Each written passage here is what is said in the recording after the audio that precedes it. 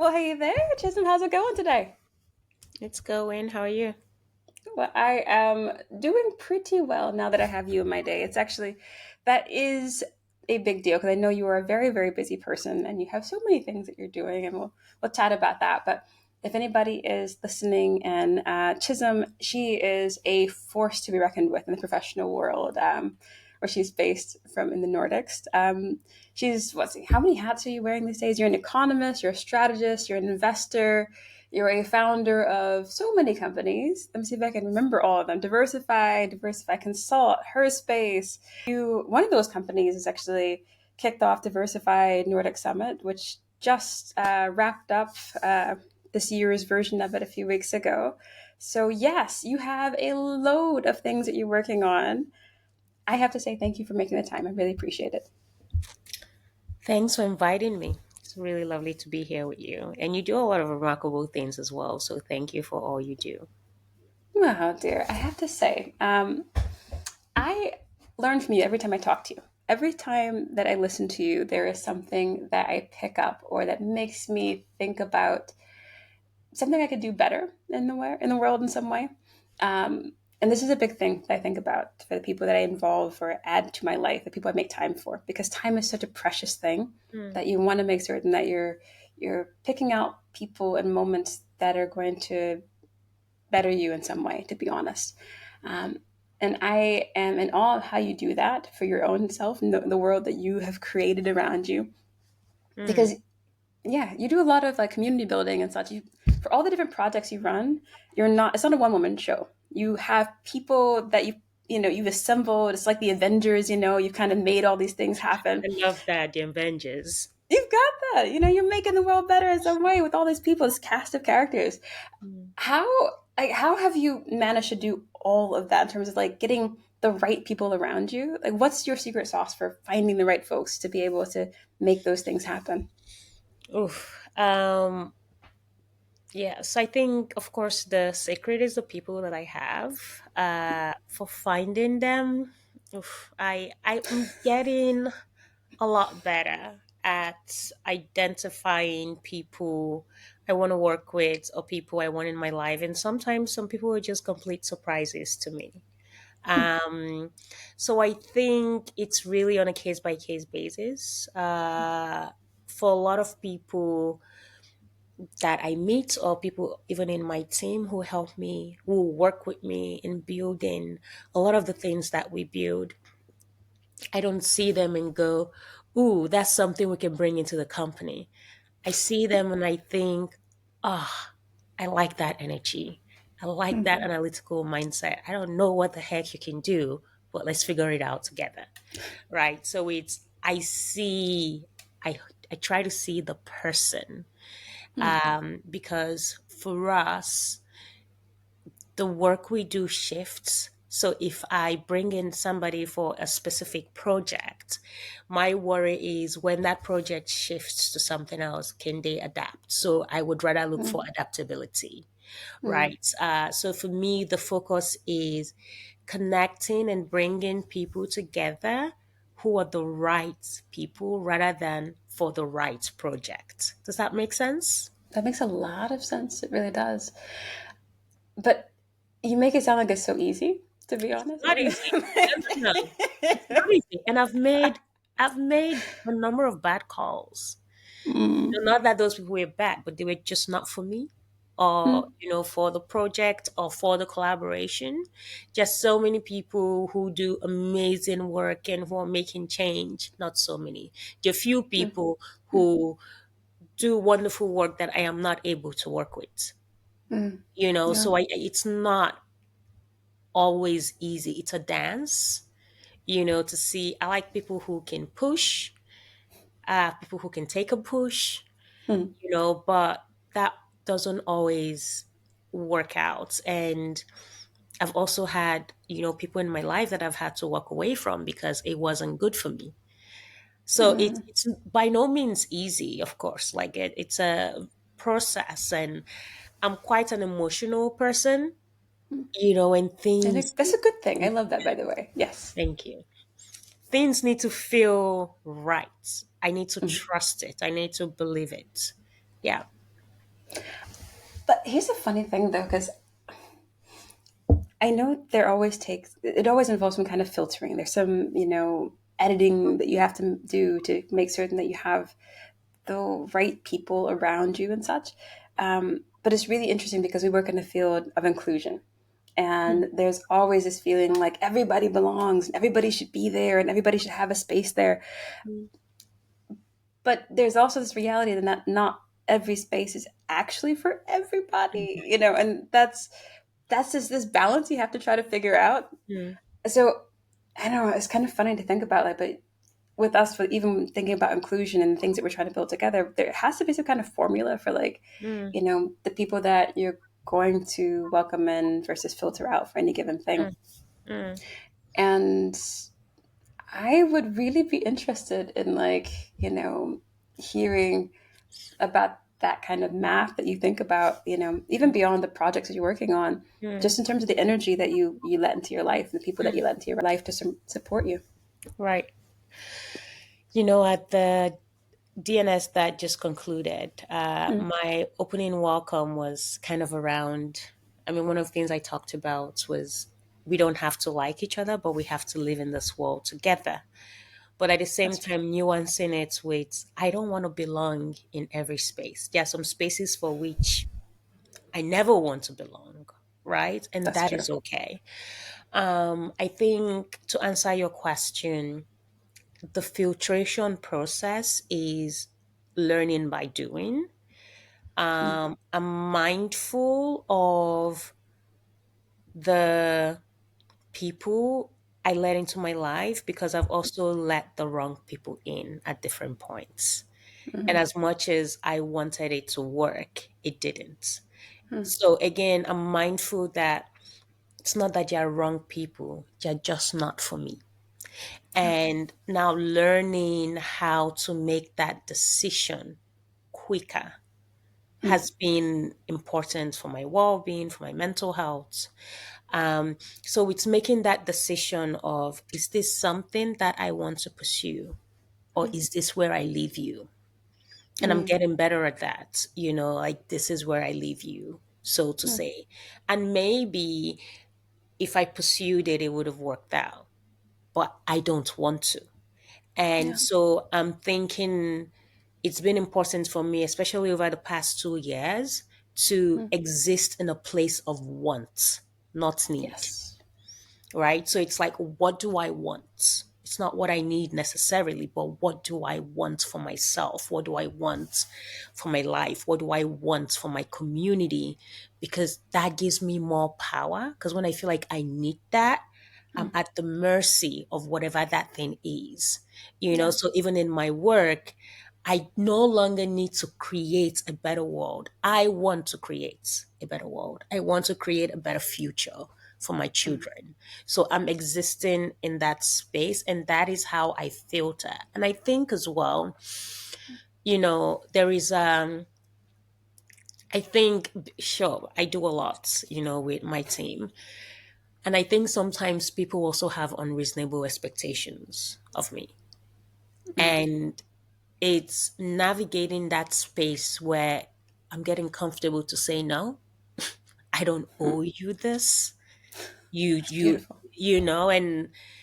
and it's interesting because I've also let go some people I thought were friends on the basis of this. When people start having demands of me, how I spend my time, how I engage, you Yeah. know?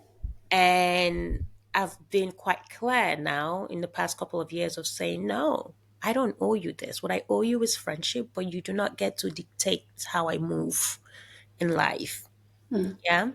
And that is something I'm learning.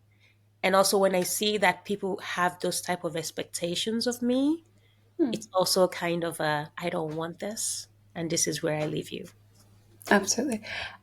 That is such a beautiful life lesson. And I have to say, I have to remind myself of that so often.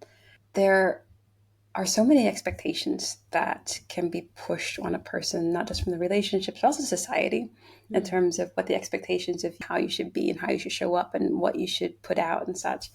And I think about this quite a bit, um, even in terms of this narrative of like, I would even say black excellence that, comes up. Sometimes I will get invited to these different groups and such, and they'll have these things of, hey, we're going to showcase black excellence, all these great stories of like your perfection and things like this. Or they'll ask, you should be able to do this and, show up like this. And I am, how would I say it? It's not that I'm like averse to the black excellence next narrative. I think is fantastic in many ways. Um, but I do think that there should be space for black average. There should be space for black rest. There should be space for like, but you can have your casual moments in life, and such.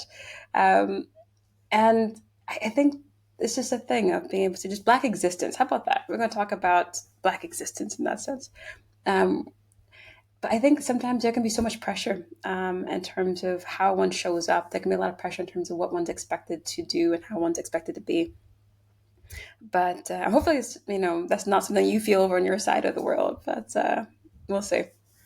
I mean, I definitely feel a lot of expectations. Mm, And what has been important for me in the past few years mm, is walking away from people who set unrealistic or unreasonable expectations on me. I'm the only person that should set those expectations, whatever mm, they are.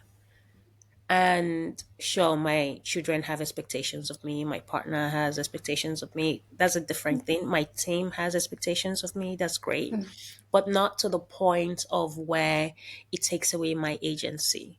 mm, I hold space for black excellence. I understand that it was a need that maybe showed up, uh, um, or is present for a lot of people. But mm, like you, I'm quite happy with being black average, right? I think I don't hear white excellence or Asian excellence. How mhm. about just being black human? Seriously. And coming from a culture where excellence is the only option, at least in the space in which I grew up, Mm, with my mother, as this Nigerian idea where, growing up where I thought an A is a pass, a B is a fail. Those are the two options we have, so to say. I'm quite happy with just being Chisom, to be honest. mm, It doesn't take away. I am also very comfortable and acknowledge my blackness. I'm a black woman, I'm an African woman, I'm a Nigerian woman, and I stand firm and proud in all those things. mm, But I reject anyone's expectation of what that person should look like or what that person should be, how that person should engage. Yeah. And there was a time I think where I subscribed to different ideas mm, of who I should be, how I should move, how I should show up, how I should assert myself. You know, there was a time where I would think, oh, I can't say this because, I'll come off as a angry black woman. Right now, you know what? I don't care. mm. Um, yeah, so now I'm happy with just being Chisom. Well, being Chisholm is this phenomenal person who is doing great things in this world. So I am absolutely thrilled that you allow yourself the space to be who you are because that's an amazing thing that the world needs. Thank you so much.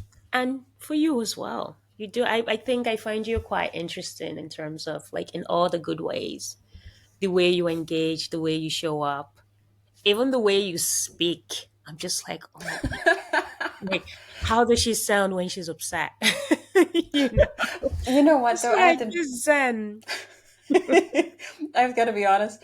That is an actual fault, or it's, I don't know, fault or a feature of me. Anger is something I have realized. I never learned a very good version of like healthy anger. I don't like. I can remember two times in my life where I've actually gotten upset, and I would say that's probably that's an abnormal approach to life in that sense.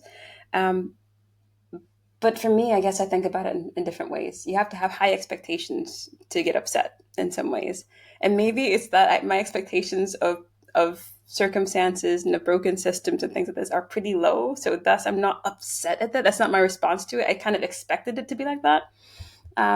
And then maybe it's just that, the other side of it is, if it's something that could be changed or impacted or affected, then I'll just change or impact or affect the thing. And thus I won't really get so upset about it. And then if it's something that I can't really change or impact or affect in any way, then it's kind of out of my hands. So I don't really get upset about it. So it's not a normal way of looking at this. And I've learned to, I have learned to understand and accept other people's views and that are healthier in many ways, perhaps. But yeah, no, there are different ways of processing the world, and I have learned to appreciate and to try to support and champion people however they want to show up in the space.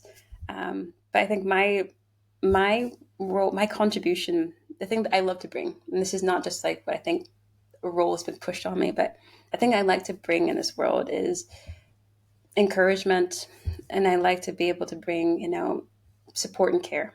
Mm, Empathy is a big thing for me, I would say. mm. Um, and How do you think it, of empathy, Laura? yeah, I would say empathy is more than just understanding or care in the sense Mm, of the feeling of it. I think it's about the active application of this. mm, Um, Something that takes you from having that internal feeling, that mm, internal, understanding, that internal way of processing the world to actually having some external value to someone mm, else. mm, So for me, it's a form of connection. And mm, if you know anything about me, I would say connection is the number one value that I have in life. mm, I think that, you know, human life comes from the connection of two elements, and such. It comes from the connection of two people, mm, ultimately. Um, and if that's what we can learn from life, then that's what we're here to do. We're here to connect. mm, We're born into this world, and the biggest tragedy or challenge that we have to overcome is that, we're born in and we get severed from someone when we're born into this world. And we have to figure out in the rest of this world how to reconnect. And that's maybe the driving force that we have in our world. And I think for me, empathy is a way of connecting with people to understand where they are and mm, to understand how to be able to bridge that gap between me and them, between what I can offer and what they would want to receive at that point. mm, And that's what I center in my life at this point. And that's one of the values that I try to uphold through the things that I do. But yeah, I think there are many different ways of looking at life and approaching it. Um, for you, I wonder what's the driving value for you that's motivating your actions, the many things that you're taking on. Oh, value. Um, I think now it's not so much value as it is to people, my kids. Mm, Um, but of course, I try to reflect on before I had them, I still kind of had this drive. I think I feel a sense of responsibility. mm, I do what I do because I can. mm, I think maybe this is also a shift because I'm existing in my era of want. Yeah. Um, I can, and because I know it matters. it does. Um, a lot of times I'm creating spaces that I need. Mm, So, it's easy to sit here and say there's this altruistic reason and how I want to save people in the world, but I'm creating spaces that I need. mm, But I also know that I am not unique in my experiences. mm, I'm not unique in the spaces that I want to see exist for a lot of people. So if I build for myself or for my kids, mm. it's going to matter for other people too. So that is the way I approach it. I don't take on this, I want to empower people, I want to save the world. If it happens along the way, I'm here for it and I know it will. you know? And connection is also quite important. I do not believe in doing anything alone. There was a time I did, growing up hearing, if you want something done well, do it yourself. I'm here for do it together, right? But I will not wait for people to do it. That's the difference. Like, I don't Yes. ask for permission to create the things that I want. Mm. I hope people will come along, see the vision, participate, but with or without that permission or participation, I will move, Yeah. right? Um, and that has been, for me, understanding that I can and I will. Mm. So that value is a sense of responsibility. There's a strong need I feel to bridge gaps. I am acutely aware of the privilege that I have to think the way I think, to move the way I move, to see a massive mountain and think, yeah, I'm going to just smash through that, you know? And at the same time, I also want to acknowledge that it's not easy. Mm. I also do not have the capacity to see a gap and walk away for something Mm. I care about.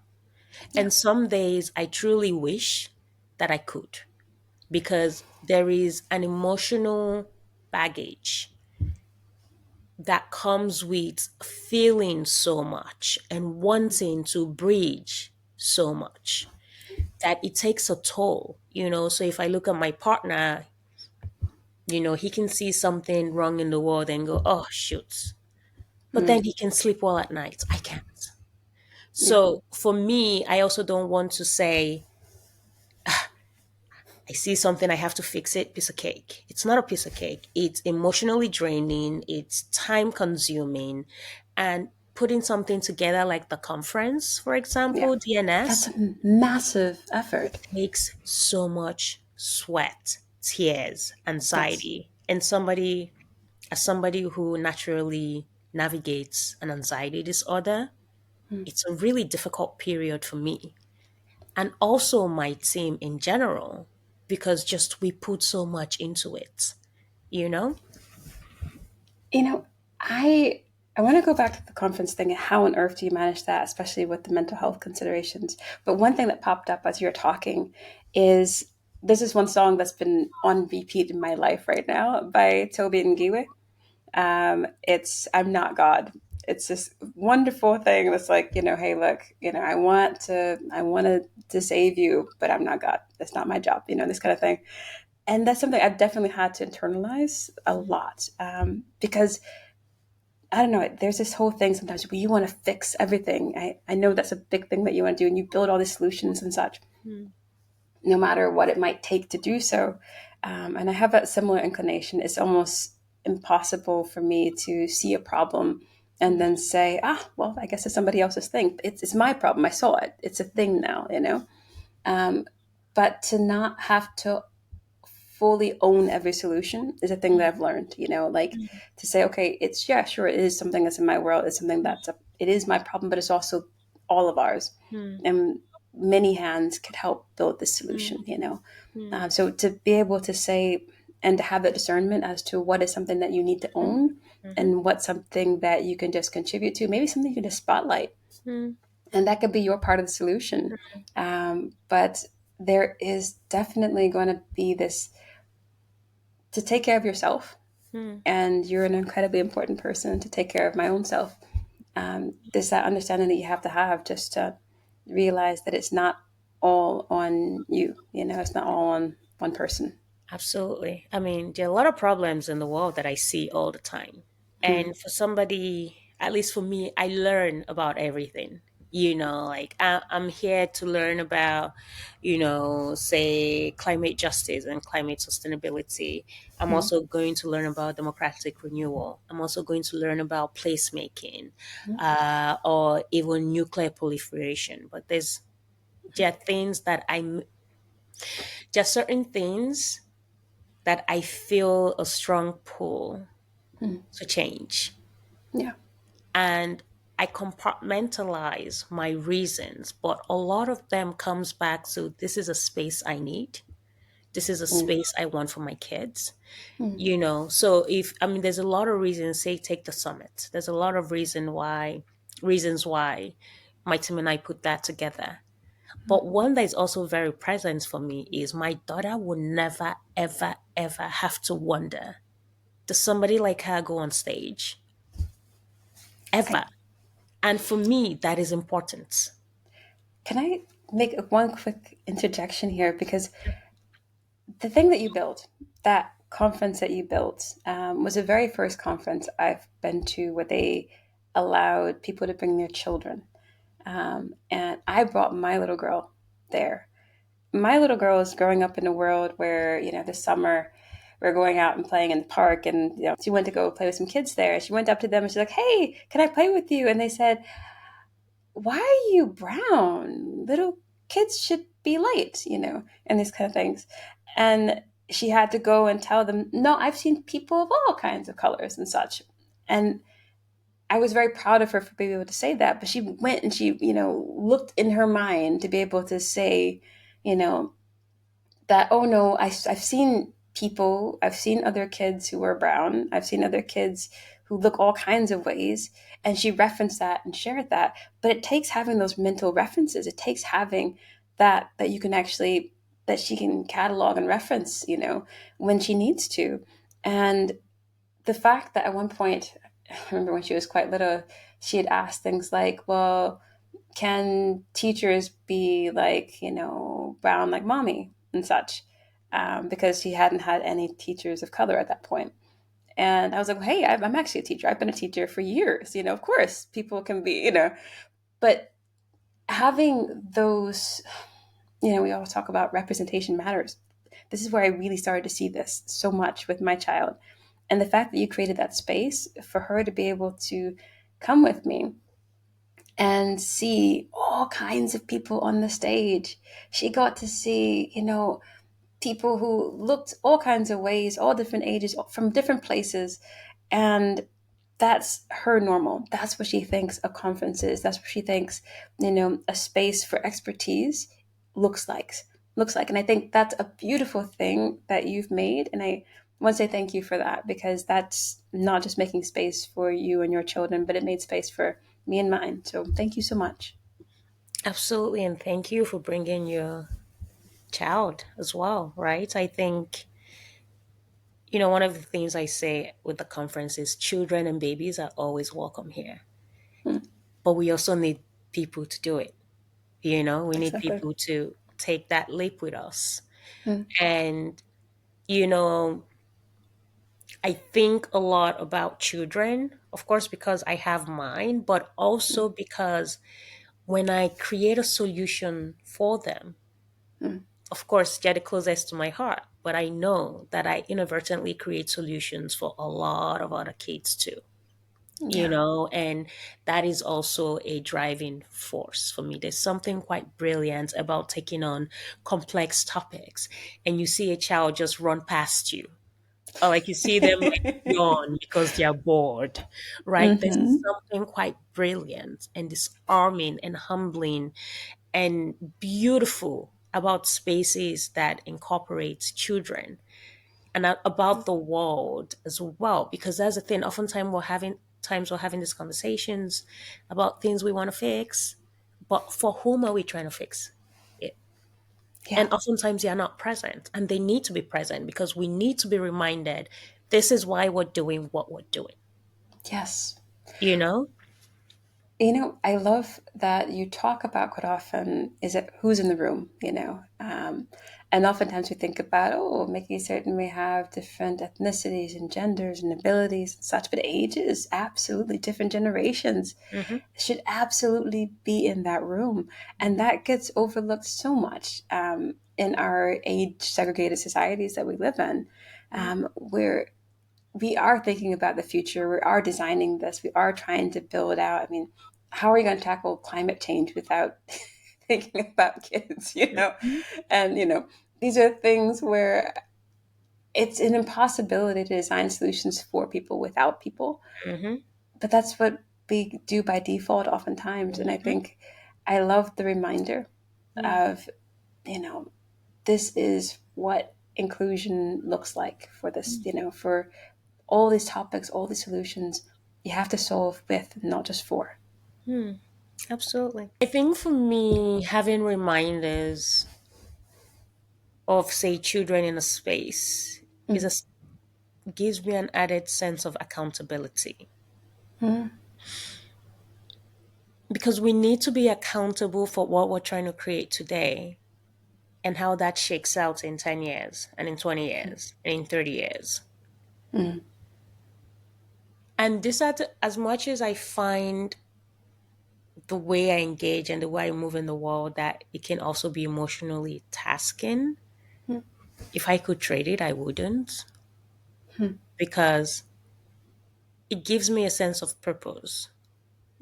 I don't think I am here by accident. I don't think you're here by accident. I don't think anyone is in the world by accident. And this was why I also asked you about empathy, because I do mm, agree with kind of like how you talked about empathy. And I think how empathy is also unfolding for me recently is that empathy is not agreement. That mm, I can empathize, I can understand, but I don't mm, have to agree. I can see no, your point of view, mm, but I can also compartmentalize what is real for me. Because mm, again, we experience the world differently, not as it is necessarily, but as we are. mm, And that's something I'm engaging with a lot lately, is especially because at least within my work at Diversify, it requires a lot of bridging. mm, And there are some conversations that I have to have with myself. Because mm, there are some people who might say to me, for this type of work you're doing, you shouldn't engage with companies or that company, or you shouldn't engage with different stakeholders. You should only work within the space of maybe, say, marginalized communities or like grassroots practitioners. And but then the economist in me comes in, because I think, well, to solve a problem, we have to include all the stakeholders.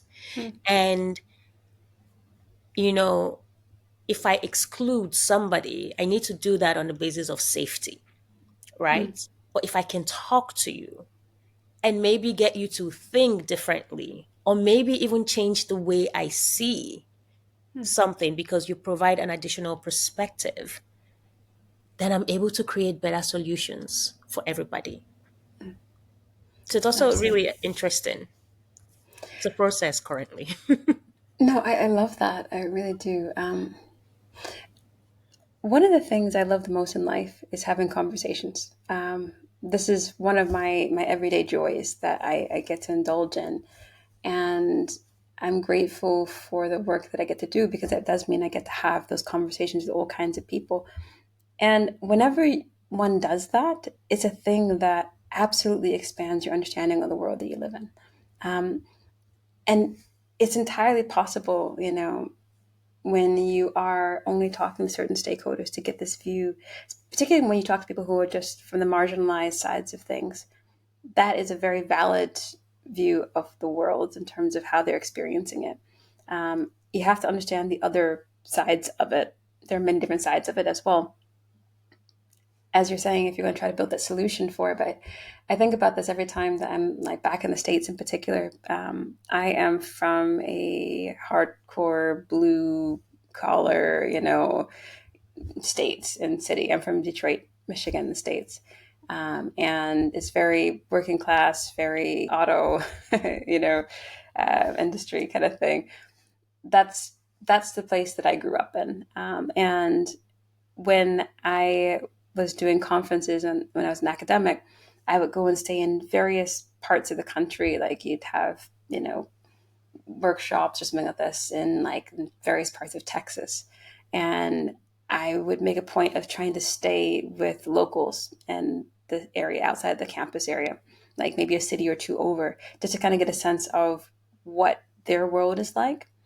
And that was something I think I got to understand the country I lived in better, the cultures that I lived in better, when I got to see the things that people lived with, what their actual realities were, when I saw the things that they were contending with on a day to day basis.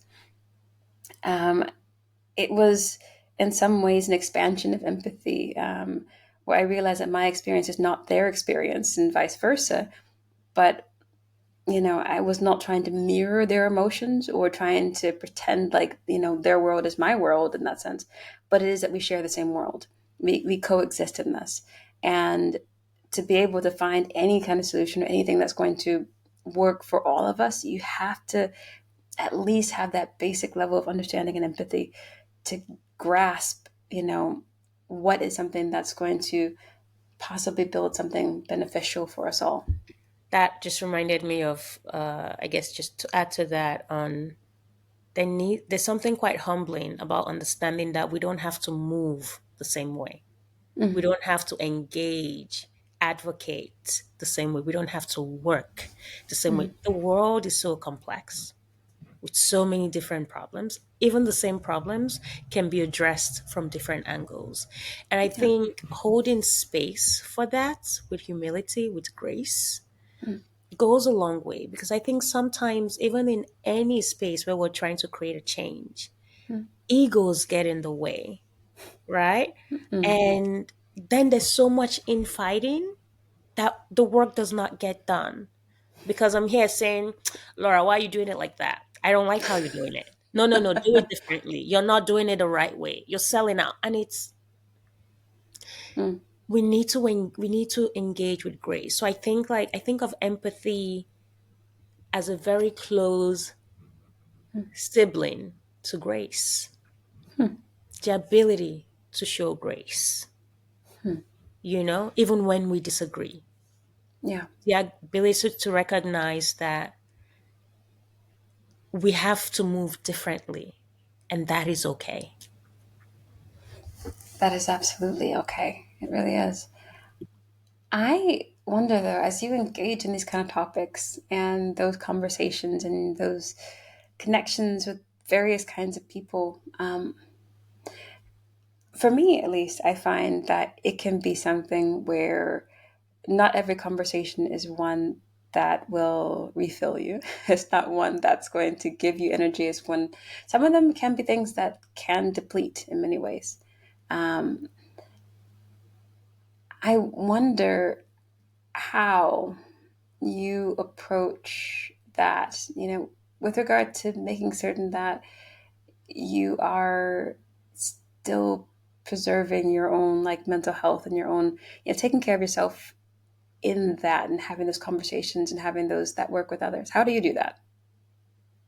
So the question is how I preserve my space and my mental health. Yes, I Yeah, mean, those are major things. yeah, Sorry, it's a very rambling way of putting it, but yeah, just thinking mm, out loud here. yeah. Um, I think I'm a work in progress, but I'm also beginning to trust my body. My Mm, body tells me before my head gets it.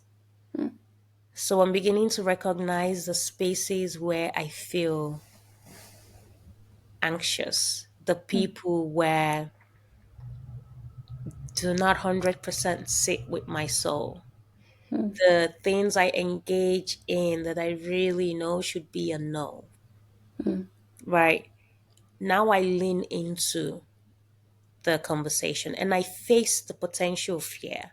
If it's taking on a project that I know it's probably not good for me, but the money is good, but I know it's not good for me, I have that conversation. There was a yeah. time I just went ahead and took it. Anyway, now I'm just like, I name the fear. And when I name Mm, the fear, it dissipates a little. mm, It has less power. I can be rational.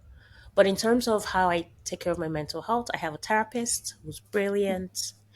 Um, I try to be more aware of the time I spend on other things, like for work or other people, and the time I spend with myself, with my kids, with my mm, partner. So just be more aware, and planning better and prioritizing my time with my kids more than how I prioritize work, for example.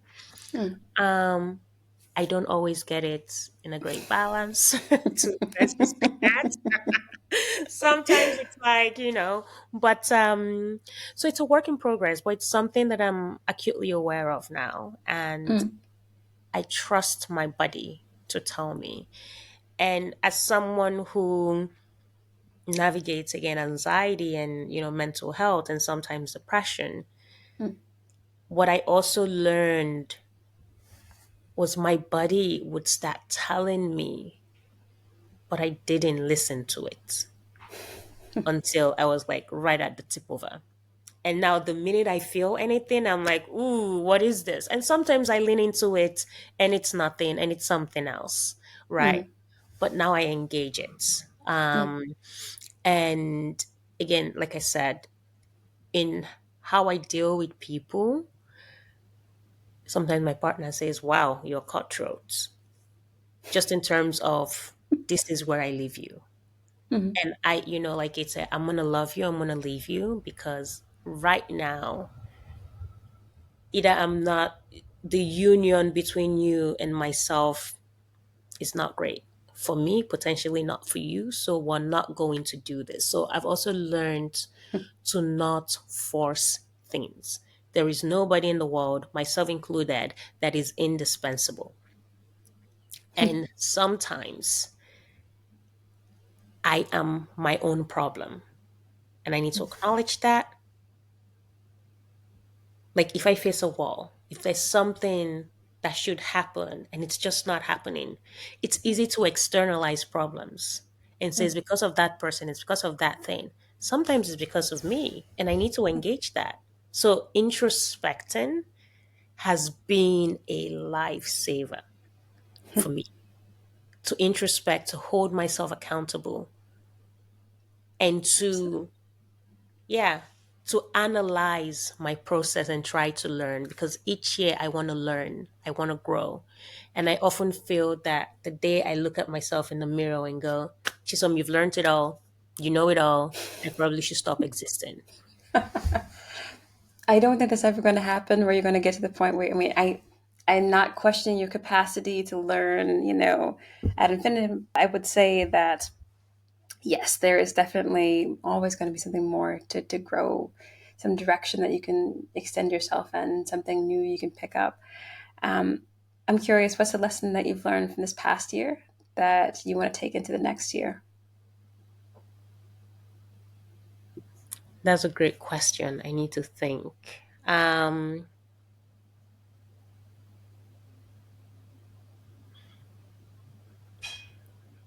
I owe it to myself to rest. Mm, Mm. This year, I have prioritized resting and taking that time and disappearing sometimes, and sometimes that disappearing is just in my home, mm. see no one, go nowhere, just hang out with myself, sometimes with my kids, and yeah, I think resting, and I want to continue to expand on that. I love that you say this, and I'm also looking at like your LinkedIn at this point, and I'm seeing like 16 different roles that you're currently occupying at this point. I don't know how many hours you have in your day to be able to, balance all of those things and rest. Um, but I'm amazed. I'm impressed that you can do this. This is beautiful. I mean, I could probably rest more, but I'm resting more than I did last year, for sure. I Hmm. mean, I'm one of those, not because I wanted to be more productive. I don't sleep that long. I've slept 4 or 5 hours most of my life since I was about 12. Hmm. Yeah, so I have more time in the day, like in the morning, to work and to do things. And I can be quite efficient when I know what it is I'm trying to build. But I think last year there were times where I just couldn't rest. And this year I've said no. Sometimes even when I have to, somebody, I said yes to something, and I've had to go back and say, hey, I'm sorry. I can't right now. I need to rest. I Yeah. can't pour from an empty cup. So just being aware of that. But I also have to say, I have a great team. Like it's so easy to build and create, and people only see the founder or the person at the front. Mm. But I don't get to do any of this without the remarkable people on my team who are absolutely brilliant. They They are. hold me accountable. They also have demands on me, on themselves, on society. So I Mm. don't get to do any of this without them. So I think it's also quite important to, I mean, I work a lot. Of course you do. Clearly. But it's also important to acknowledge that I don't get to shine without them. And more importantly, I don't want to shine without them. Yeah. You do have a great team. And this is why actually I even started with that because it is a rare thing to see so many people so very well aligned and well equipped to be able to execute on a common thing towards a common goal. And I think that's a lovely thing to behold every time I see, the people who've put together the various projects you're working on and to see how it turns out because of that. So, great on you. Good on you for that. I think you've done a wonderful job with this one. And that's a lesson I'm going to be learning a bit more as I think about, the people that I want to collaborate with and want to work with a bit more as well. But I have one more question I I wanted wanted to. to say something right quick Mhm. about people I work with. Mhm. I think that people I work with are people like me, people who are often underestimated. Mhm. And I think it's quite important that we lean into the people we underestimate because they're the people who change the world. And that's just something I wanted to make note of because I can think of every person on my team, or at least a majority of people on my team. This is the first company that they've worked in since they moved to Norway because now they couldn't get jobs otherwise, Yeah. even though they had glorious careers wherever it was, they come from. Mhm. So I think we have the tendency to underestimate people on the basis of their skin color, their gender, their age. We underestimate children quite often. You We do. underestimate people with disabilities. Mhm. We underestimate indigenous folk. And I think it's important to interrogate who are we not including? Who do we underestimate? Who do we think, nah, you're not the kind of person I think about for this role? We need to challenge that Mhm. because they're the people who create magic. Absolutely. I am thinking about some of the companies I've been working with relatively recently. And there's this one company I'll give a shout out to, Hyperion Robotics. They have 30 people or so in their company. I think about 20 different nationalities. Most people are immigrants in some way. And they got the people whom they thought, could do so much, but were not given the opportunity to in this Finnish context. And they've been able to grow so well and do so many things that would be unheard of and is unheard of. And you look at, when you compare other companies in their industry, because they were willing to invest in talent that other people said, were not, didn't have a place here. They made a place for the people who didn't have a place. So I think whenever you do that, there's going to be something beautiful in that space. You've been doing that in your companies. I've been seeing companies here do that as well. I am curious because I know your time is limited. I don't want to run over here. But you've learned a lot. And you said your whole goal is to like, keep learning things and you want to keep growing. And that is, one of these great values of life. But what's something that you think you've learned that you want every single person in this world to be able to know? This is something that you've picked up and everybody could apply. What would that lesson be that would make this world or somebody's workplace better today? Workplace. Oh, okay. You can even say the world or the workplace. I'm scoping it to either one that you want to be able to talk about. Okay, so from a workplace or say world perspective, we think about it from, let's say, making change or change making. mm, I share the quotes that I want to share here because that still resonates for me. If you think you're too small to make an impact, you haven't spent a night with a mosquito. Everyone can be a mosquito.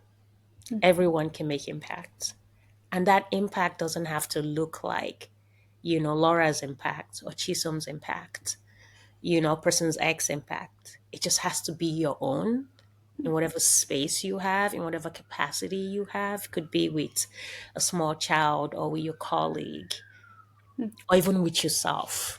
Start where you can. But I do think what is most present for me is the importance of courage. I want to have more of it. And I think that courage leads to decisive action that creates mm, change. You know, Courage doesn't mean we're not afraid. It doesn't mean, it actually means that we feel that fear, but we do it anyway. mm. So for me, what is present is the importance of courage to do the thing, to share the space, to say the thing, you know, to Mm. acknowledge something, to unlearn, to say I'm wrong. So that's the space I'm currently in, that there's so much more we can do if we're courageous enough to try. I love this.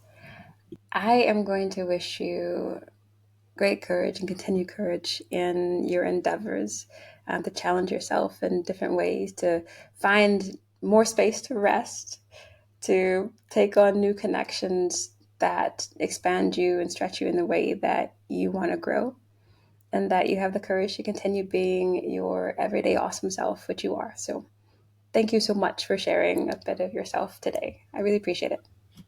Thank you for having me and for you as well. Oh, I want to ask you, I Mhm. know this is supposed to be the end, but what have you learned and what are you taking into the next year with you? Oh, I have learned to live more within my purpose. This year, actually, I started off this year recovering from burnout, to be honest. And what I did was, I actually, me being like the data analyst kind of person, I made like a spreadsheet of the various things, various actions and activities that I do, that have some professional impact in some ways. I made, the columns we're looking at, the things that I value in life, the things that replenish me. And then I ranked those and rated those and such. And I scored out the various things I could do with my time and my energy and my life. Um, and I was realizing a lot of the things I had been spending my time and energy doing were not things that were very well aligned with my values, or were not very well aligned with the person that I wanted to grow into, and that meant consciously shifting that, and making some changes in what I was doing in my professional life, some changes in my personal life, and making certain that I am investing my time and my energy into actions that align with the impact that I want to have. And I think, that's the internal impact and also the external one. Living in that, living in my purpose is something I definitely want to continue. This was a year of a lot of editing out, a lot of extraction of things, taking things out and such. This next year, I want to have more planting, more of growing things that are more aligned. So not just the saying, the pruning, but also the planting of, things that are purpose aligned with who I am and with where I'm going, with what I want to do. And I think if I continue that action of, constantly reevaluating and making certain the things that I do actually fit, that the way that I invest my time actually does, invest back into myself and to, the person, the impact I want to have, then that's something I have a feeling I'll be able to grow more into that person I want to see for the next, I've been around this earth 39 years. Well, for the next 39 in that sense, all right? And this is what I want to do. So that's my lesson I'm trying to apply. But also, yes, making time for conversations like this. This is a big thing. I think that was one of those actions that I was saying, like, I need to make certain that I have in my week conversations with people who I think that hopefully I can add something to their moment, but then also I know that they can actually add something to mine as well. Hmm. Um, and people that, I may not know, people that are folks whom I've seen from afar and I've admired their work and such. But I have opened up time in my calendar, and I even put that on LinkedIn. If someone wants to jump in my day on a Wednesday, I have an hour, on every Wednesday where people can just pop in and have Hmm. a conversation. And having these conversations too that are recorded as well, just to say that, as a reminder of to myself in those grayer days to come, because those Nordic winters are long and hard, to Yes. think about, I can come back to this conversation and be inspired by people like Hmm. you. So Hmm. thank you for being part of my I don't know, my mental health and well-being balance plan, I say. And thanks for sharing. I think it's quite profound, just in terms of how you're prioritizing yourself, your well being, and doing what you love. And I think, it's something that I would definitely remember. I think it's something that is impactful for so many of us, Mm, because we reach burnout quite quickly. And sometimes we don't realize when burnout's until we're like right at the bottom. So I think it's just an ongoing reminder. I also mm, think there's something quite beautiful about dedicating just time to meet anyone. And I think, there's we don't have enough of that.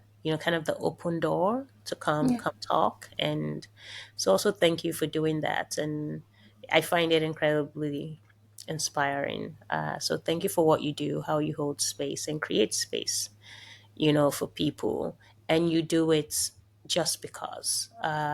There's always something that is absolutely gorgeous, humbling, and accountable about that. So you also inspire me. So thank you for all you do. Oh, you're wonderful. Chisholm, I hope you have a great day You too. that supports you today. Thank you. Um, and if you need anything, let me know.